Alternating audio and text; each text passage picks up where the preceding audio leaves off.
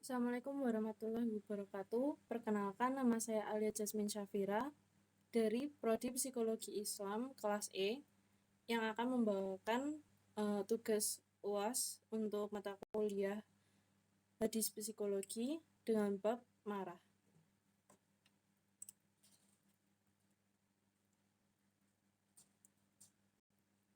Dalam bab marah ini akan saya bagi menjadi 3 subbab. Yang pertama adalah marah dalam perspektif hadis, yang kedua marah dalam perspektif psikologi, yang ketiga cara meredakan marah. Sebelumnya, marah merupakan emosi dasar yang dimiliki manusia.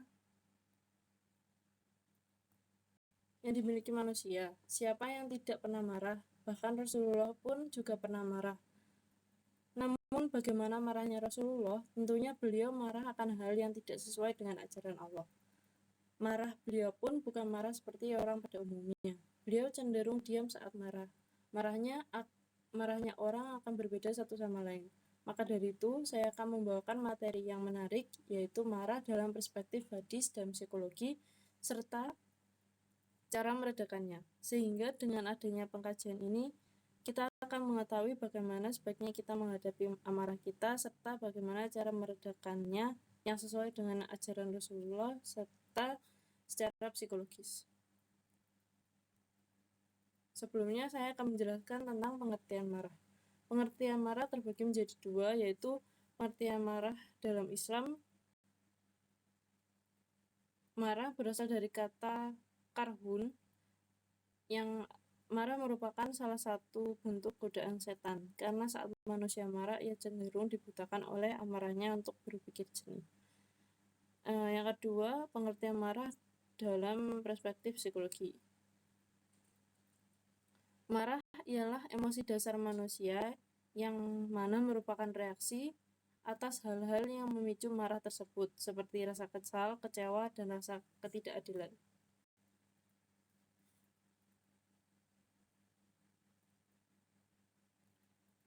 Lanjut ke bab yang pertama, subbab yang pertama, marah dalam perspektif hadis. Marah dalam perspektif hadis, ada banyak hadis yang menyangkut tentang marah. Namun saya hanya akan membahas beberapa hadis yang menurut saya paling berkesan. Yang pertama dari Abu Hurairah radhiyallahu anhu, yang artinya dari Abu Hurairah radhiyallahu anhu bahwa ada seorang laki-laki berkata kepada Nabi Shallallahu alaihi wasallam, "Berilah wasiat kepadaku." Sabda Nabi Shallallahu alaihi wasallam, "Janganlah engkau mudah marah." Maka diulanginya permintaan tersebut. Permintaan itu beberapa kali. Sabda beliau, "Janganlah engkau mudah marah." Hadis riwayat Bukhari. Dalam hadis ini dapat diketahui bahwa pesan Rasulullah pada lelaki tersebut ialah untuk menahan amarahnya. Perilaku mudah marah ini tidak disukai oleh Rasulullah. Orang yang tidak mudah marah ialah orang yang terkontrol emosinya dan mampu menenangkan dirinya di saat emosinya memuncak.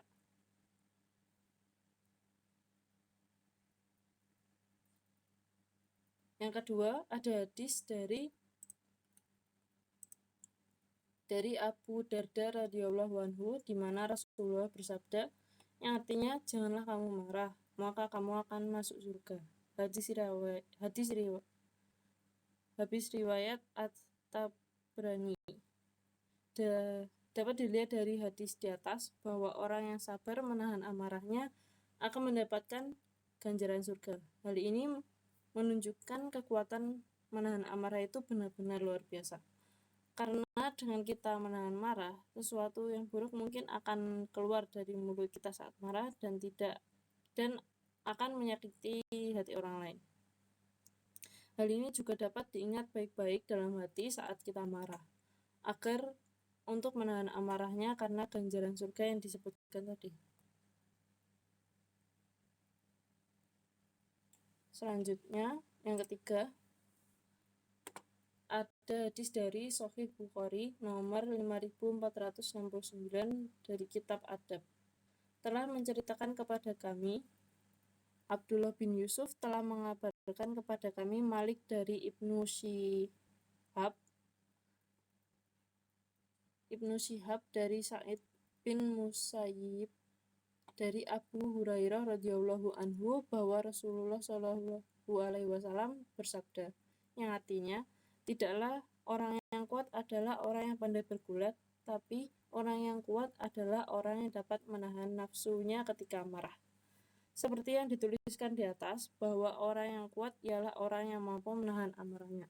Kuat di sini maksudnya bukan kuat fisiknya, namun kuat secara emosionalnya. Orang yang kuat menahan amarahnya ialah orang yang memiliki hati luas, sabar, murah, dan baik hati. Bahkan orang yang kuat fisiknya pun belum tentu kuat secara mentalnya. Kuat secara emosionalnya maksud saya. Maka dari itu, kekuatan mengontrol emosi lebih baik dari mengontrol kekuatan otot. Saya akan melanjutkan bab 2, yaitu marah dalam perspektif psikologi.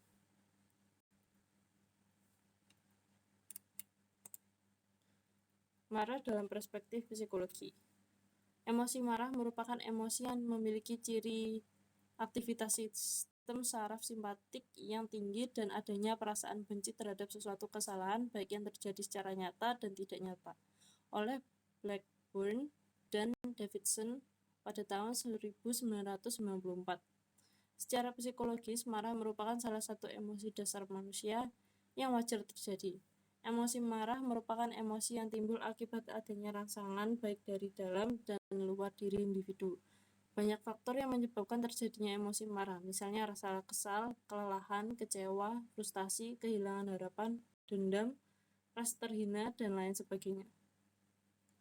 Marah merupakan suatu hasil kerja otak hipotalamus hipofisis yang mengirimkan sinyal-sinyal kepada kelenjar di atas ginjal sehingga menghasilkan zat kimiawi berupa hormon adrenalin dan non-adrenalin. Hormon-hormon tersebut kemudian menyebar ke bagian tubuh dan menimbulkan beberapa reaksi, antara lain tekanan darah meningkat, denyut nadi dan jantung bergetar cepat, berkeringat, suhu tubuh meningkat, bahkan hingga mempengaruhi ekspresi wajah. Selain reaksi-reaksi tersebut, yang ditimbulkan saat marah ialah terkadang seseorang meninggikan suaranya, mengepalkan tangannya, dan bahkan matanya melotot. Reaksi ini akan berbeda satu orang dengan orang lainnya. Emosi marah yang tidak terkontrol akan berdampak sangat buruk baik untuk diri sendiri atau orang lain. Dampaknya bagi diri sendiri adalah seperti stres, depresi, dan gangguan psikosomatik. Sedangkan dampak bagi orang lain adalah saat kita tidak dapat mengontrol emosi, kita akan melukai perasaan orang lain, kehilangan kepercayaan orang lain, bahkan hingga menimbulkan salah paham.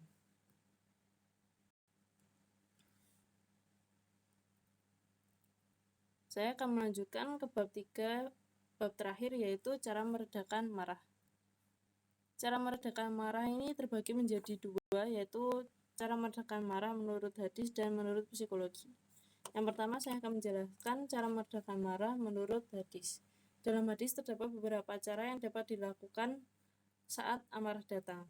Berikut ini cara-caranya antara lain. Yang pertama, apabila marah lebih baik diam. Dengan diam kita mampu menahan segala bentuk kata-kata kasar atau perbuatan yang keluar dari diri kita saat marah sehingga marahnya tidak akan semakin menjadi-jadi. Saat kita diam itu juga dapat menjadi jeda waktu untuk berpikir lebih jernih. Di sini saya mengambil hadis dari Ibnu Abbas radhiyallahu anhu, di mana Rasulullah shallallahu alaihi wasallam bersabda, yang artinya, apabila seorang dari kalian marah, hendaklah ia diam. Hadis riwayat Ahmad dan Bukhari. Yang kedua adalah dengan berwudu. Dalam Islam, marah itu merupakan salah satu godaan setan. sedangkan setan merupakan makhluk yang terbuat dari api. Maka dari itu cara untuk meredakan api marah ialah dengan berwudu. Saya membawakan hadis dari Sunan Abu Dawud nomor 4152 di kitab Abad. Telah menceritakan kepada kami Bakar bin Khalaf dan Al-Hasan bin Ali secara makna. Keduanya berkata, telah menceritakan kepada kami Ibrahim bin Khalid berkata, telah menceritakan kepada kami Abu Waid bin Kas. Ia berkata, yang artinya kami masuk menemui Urwah bin Muhammad As-Sa'di. Lalu ada seorang laki-laki berbicara dengannya hingga membuatnya murka. Lantas dia berdiri berwudu dan kembali lagi dalam keadaan telah berwudu. Setelah itu ia berkata, bapakku telah menceritakan kepadaku dan kakekku. Atiyah, ia mengatakan bahwa Rasulullah Shallallahu Alaihi Wasallam bersabda, sesungguhnya marah itu dari setan dan setan diciptakan dari api. Sementara api akan mati dengan air. Maka jika salah seorang dari kalian marah, hendaklah berwudu. Yang ketiga adalah dengan duduk atau berbaring. Dengan begitu tubuh akan merasa lebih rileks dan tenang. Hal ini seperti yang dikatakan hadis Sunan Abu Dawud nomor 4151 dalam kitab Abad. Telah menceritakan kepada kami Ahmad bin Hanbal berkata, telah menceritakan kepada kami Abu Muawiyah berkata, telah menceritakan kepada kami Dawud bin Abu Hind dan Abu Harb bin Abul Aswad dari Abu Zar.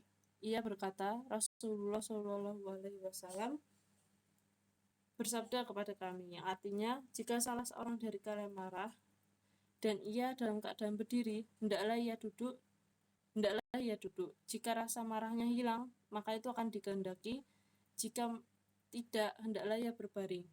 Telah menceritakan kepada kami Wahib bin Bakiyah dan Khalid dari Dawud dari Bakar bahwa Nabi Shallallahu Alaihi Wasallam mengutus Abu Zar dengan membawa pesan hadis ini.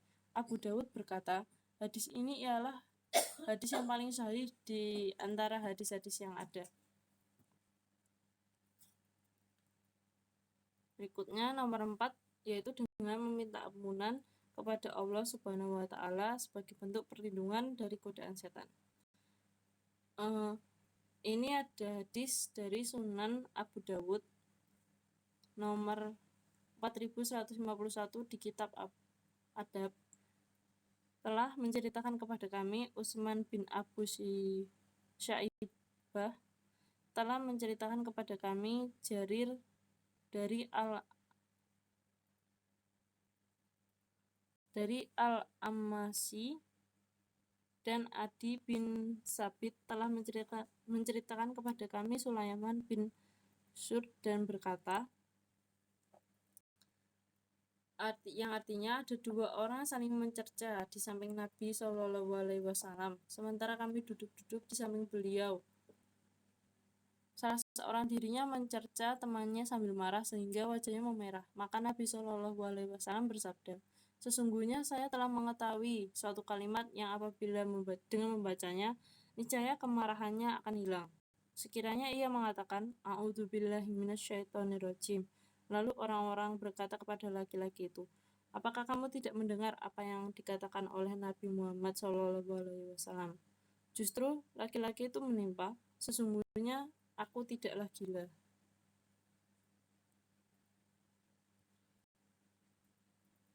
Yang terakhir, ada cara meredakan marah menurut psikologi. Menurut psikologi, berikut ini 10 cara yang dapat dilakukan untuk meredakan amarah. Antara lain, yang pertama, menenangkan diri. Yang kedua, mengungkapkan marah dengan pikiran yang jernih dan terbuka. Yang ketiga, dengan mengalihkan fokus ke hal-hal yang positif dan menyenangkan. Yang keempat, introspeksi diri. Yang kelima, meditasi. Yang keenam, dengan menceritakan masalah kepada orang lain atau curhat. Yang ketujuh, menggunakan waktu sendiri. Yang kedelapan, mencari udara segar. Yang kesembilan, menghindari situasi yang memicu marah. Dan yang kesepuluh, mengubah pola pikir. Misalnya, agar tidak terlalu kecewa, kita bisa menurunkan sedikit ekspektasi terhadap hal-hal yang kita harapkan atau kerjakan. Kesimpulannya, marah ialah salah satu emosi yang manusiawi. Setiap orang pernah marah, tetapi jangan sampai tidak dapat mengontrol emosi marah karena dapat berdampak pada diri sendiri dan orang lain. Dalam Islam, marah merupakan perbuatan setan. Maka dari itu sebisa mungkin kita menghindari marah agar terhindar pula dari godaan setan. Baik, sekian presentasi dari kami. Apabila ada kurang atau lebihnya, saya mohon maaf. Wassalamualaikum warahmatullahi wabarakatuh.